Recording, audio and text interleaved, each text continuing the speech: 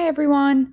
My name is Casey French, and today we're going to be talking about one of the biggest factors in college success, and that's time management. A lot of students think that success is about being smarter or studying longer, but in reality, it's really about learning how to manage your time effectively. So, today we're going to discuss why time management is different in college, some challenges we might face, and practical strategies you can start using right now. We're going to start by looking at how college differs from high school when it comes to managing your time. And then we're going to discuss procrastination and distractions because they're two of the biggest obstacles that students face today. And then we'll wrap up with some practical planning strategies, some technology tools, and just some simple habits that can help you stay organized throughout the semester. Now, I know you might not all be coming straight from high school, but I do want to talk about that transition from high school to college. Okay. One of the biggest adjustments that students experience is the amount of freedom they suddenly have. Because in high school, your schedule's created for you. Teachers, are reminding you about assignments, attendance is closely monitored, and there's built in time during the school day for learning. College is totally different. You may only spend a few hours in class each day, but that doesn't mean you necessarily have less work. So instead, you're expected to manage your own schedule, study independently, and seek help when you need it. So, a good rule of thumb is that for every hour you're in class, you should expect to spend about 2 hours studying outside of that class. So let's break it down. Let's see where our time is actually going. I want to see where everyone is spending their 24 hours in a day. Okay. Because when students say they don't have enough time, I really try to get them to actually look at where those hours are going between sleeping, classes, work, commuting, eating, family responsibilities, and personal time. The day can really fill up quickly. Simply becoming aware of how you're spending your time is often the first step towards improving your time management. So, here's an example of how those 24 hours might be divided. Okay. This isn't meant to be a perfect schedule because everyone's responsibilities are going to be different, but instead, it shows that when you account for all these commitments, there's really very little extra time left. And that's why planning ahead becomes so important instead of waiting around to the last minute or waiting for free time, to come about. And this is where we need to take control, okay? Because how many of us has said, I'll do it tomorrow, or I work better under pressure, or I have plenty of time for that? The problem is that procrastination usually creates more stress and not better results. So, students will often tell me that they work long hours, they have family responsibilities, or they really don't know where to start. And those challenges are so real. But having a plan will really help reduce stress, improve your grades, create more free time, and really build the confidence that you need throughout the semester.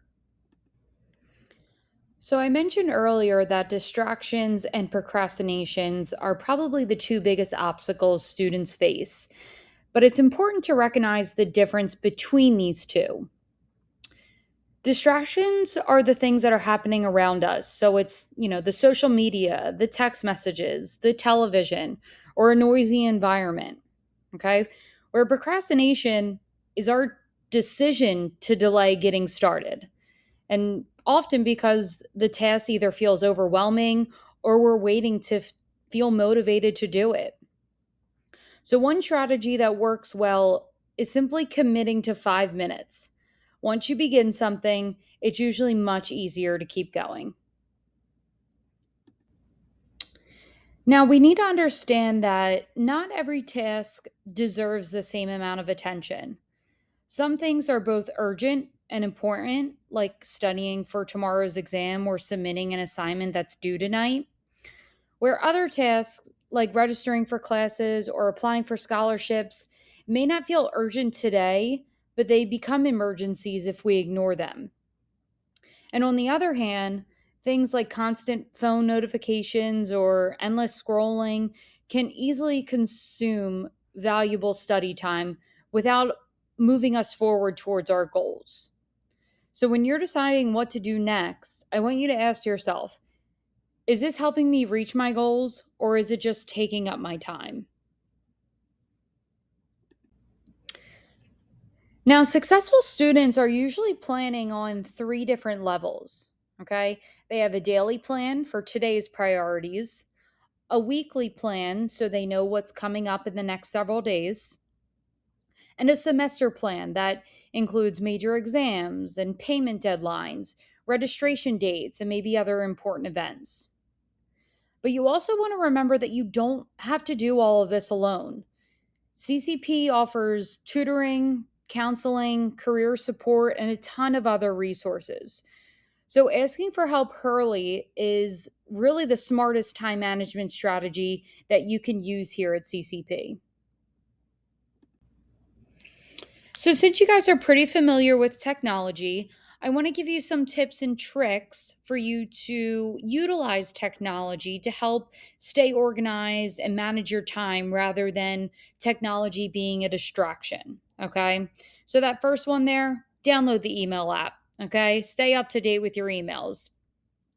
Use your digital calendar. You can use this for just reminders or upcoming deadlines.